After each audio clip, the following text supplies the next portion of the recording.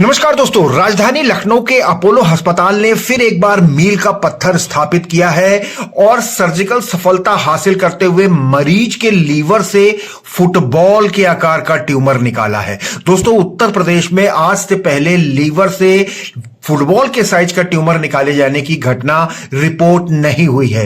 इसका मतलब इस बड़ी सर्जरी का फायदा उत्तर प्रदेश को मिलने वाला है। ऐसी सर्जरियों के लिए अब तक बाहर जाना पड़ता था, लेकिन उत्तर प्रदेश में भी अब यह काम होने लग गया और उसकी शुरुआत की है अपोलो अस्पताल ने। हम मरीज से बात करेंगे और डॉक्टर आशीष कुमार मिश्रा से बात करेंगे इस जटिल और दुर्लभ सर्जरी को लेकर और फुटबॉल के साइज के ट्यूमर को लेकर एक अद्भुत जानकारी हम आपको आज दिखाने जा रहे हैं। आइए पहले मरीज से बातचीत, फिर डॉक्टर साहब से। नाम है आपका? राजेश कुमार। कहाँ के रहने वाले हैं? अमेठी। तो कैसे आपको पता चला? क्या तकलीफ आपको हो रही थी? ये पेट में कड़ा कड़ा रहा साहब, तो कड़ा कड़ा ये चेकअप भी करा, यहाँ पता लगा कि ट्यूमर है। बड़ा भारी से ऑपरेशन होगा, बस हो जाएगा। तो पहले अमेठी में दिखाया होगा, उसके बाद अपोलो आए। जी, मैं पहले लोहिया में दिखाई था। लोहिया में देखा तो सुई लगावत रहे, सुई लगाते हो गई, एक साथ सुई लगाए तो पता लगा तो हियाँ का, तो हम यहाँ भाग जाए, तो यहाँ पर वो सफल हो गया। बहुत बड़ा वो ट्यूमर था, जब उसका पता चला तो कैसा महसूस हुआ और अब कैसा आपकी अब तबीयत? एकदम साहब ठीक। बिल्कुल ठीक। जी। तो जब पता चला आपको कि इतना बड़ा ट्यूमर है हाँ आपके, जी। तो तो घबराहट हुई होगी थोड़ा। हाँ, हल्का फुल्का तो हो गया। तो क्या कहेंगे, अपोलो में इलाज कैसा रहा? बढ़िया रहा। अपोलो अस्पताल में उत्तर प्रदेश के कहे जाने वाले सबसे बड़े ट्यूमर को आपने रिमूव किया है।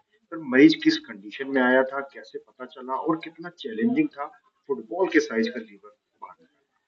देखिए, ऐसा है, लिवर की कोई भी सर्जरी बहुत ही ज़्यादा चैलेंजिंग होती है और जब इनका केस हमारे पास आया तो हम लोग पहले ही समझ गए थे कि ये एक बड़ा मुश्किल काम होने वाला है और लगभग 27 से 28 सेंटीमीटर का एक इतना बड़ा ट्यूमर, जो कि अगर आप लिटरेचर में ढूंढें, आप पब्लिश्ड आर्टिकल्स ढूंढें, तो इतना बड़ा ट्यूमर हार्डली कभी निकाला गया है। और न्यूरो एंडोक्राइन ट्यूमर बड़ा ही रेयर ट्यूमर होता है और ये लिवर में अक्सर फैलता है और कई बार इसमें लास्ट में अगर बहुत ज़्यादा बड़ा हो जाए तो लिवर ट्रांसप्लांट की भी आवश्यकता पड़ती है। लेकिन हमने ये निर्णय लिया कि अगर हम इसकी सर्जरी करते हैं इस पेशेंट की, तो लिवर इतना बचेगा कि पेशेंट सर्वाइव करे। दूसरा बड़ा निर्णय जो हमने लिया कि एक ही साथ दोनों तरफ की सर्जरी हम करें और वो भी हमने 9 घंटे की कठिन सर्जरी में हम कर पाए। जो महत्वपूर्ण बात है वो ये है कि लिवर के जो ट्यूमर्स होते हैं, उसमें सर्जरी करना एक ट्रेनिंग की बात होती है कि एक स्पेशलाइज़्ड ट्रेनिंग जिनके पास होती है, वो लिवर के ट्यूमर्स और लिवर की बड़ी सर्जरीज़ करना उनके लिए आसान होता है। हमारी क्योंकि लिवर ट्रांसप्लांट की यूनिट है और हम लोग लिवर सर्जरीज़ बहुत रेगुलरली करते हैं, तो इस वजह से हम लोग लिवर सर्जरीज़ करने में ट्रेन्ड हैं। तो मैं तो सिर्फ़ यही कहना चाहूँगा कि अगर लिवर का कोई कॉम्प्लिकेटेड केस है, तो जो भी लिवर की रेगुलर सर्जरीज़ यूनिट्स करती हैं या जो भी टीम्स करती हैं, वो इन सर्जरीज़ को बेहतर सँभाल पाएँगी और जो भी बेस्ट हो सकता है, वो ऐसी ही एक्सपीरियंस्ड टीम्स के द्वारा होना चाहिए। जी, डॉक्टर साहब, क्या कारण था जिसके कारण ये ट्यूमर बना? क्या लक्षण होते हैं इसके?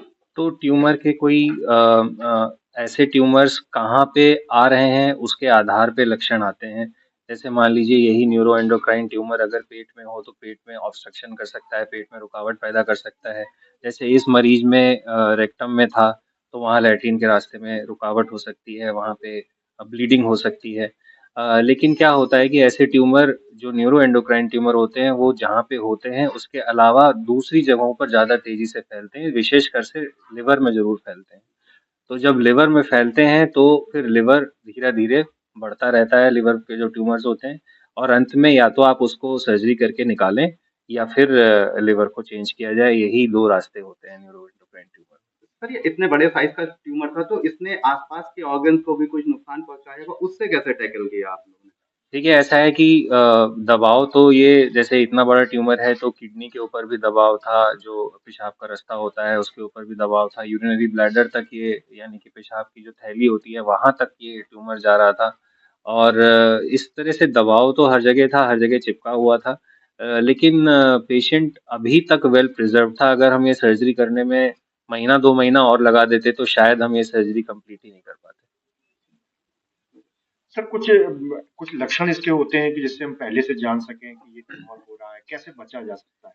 देखिए, ये कोई ऐसा ट्यूमर नहीं होता है न्यूरोएंडोक्राइन ट्यूमर जो किसी खराब आदत के कारण हो। जैसे कि लिवर के आमतौर पे कैंसर जो हैं वो शराब पीने की वजह से या मोटापे या डायबिटीज़ की वजह से लिवर में कैंसर्स होते हैं। लेकिन ये वाले जो ट्यूमर्स होते हैं इनका कोई विशेष कारण नहीं होता है और इसमें कोई ऐसे खान-पान की या स्मोकिंग या अल्कोहल ऐसा भी कुछ ऐसा नहीं होता है जिसमें हम बोलें कि इस कारण से ये ट्यूमर हो गया हो। और नियमित रूप से एनुअल हेल्थ चेकअप तो हमको करना ही चाहिए। लेकिन फैक्ट यही है कि ये ट्यूमर तभी पता लगता है जब ये कुछ लक्षण पैदा करना शुरू करता है, वरना इसका पता लगाना बहुत मुश्किल है। जी सर, रिकवरी में कितना समय लगा पेशेंट को? तो पेशेंट 8 से 9 दिन में डिस्चार्ज हो गए और उसके लगभग 15 से 20 दिन रेस्ट करने के बाद अपनी जॉब पे वापस जा चुके हैं। तो दोस्तों देखा आपने किस तरीके से अपोलो अस्पताल ने न केवल फुटबॉल के आकार का ट्यूमर निकाला बल्कि उसके साथ 3 ट्यूमर और थे और एक ही ऑपरेशन में ये चारों ट्यूमर बाहर कर दिए गए। इससे पहले ये मरीज दर दर भटक रहा था, तमाम अस्पतालों में गया, हर दूसरे महीने इसको 16,000 रुपए का इंजेक्शन लगता था और ये कहा जाता था कि आपके ट्यूमर का साइज कम करेंगे फिर ट्यूमर को निकाला जाएगा। यानी कोई हिम्मत नहीं कर रहा था और वो हिम्मत दिखाई अपोलो अस्पताल ने, डॉक्टर आशीष कुमार मिश्रा ने, और उत्तर प्रदेश में चिकित्सा सेवा में एक और उपलब्धि उन्होंने जोड़ दी है। बहुत बहुत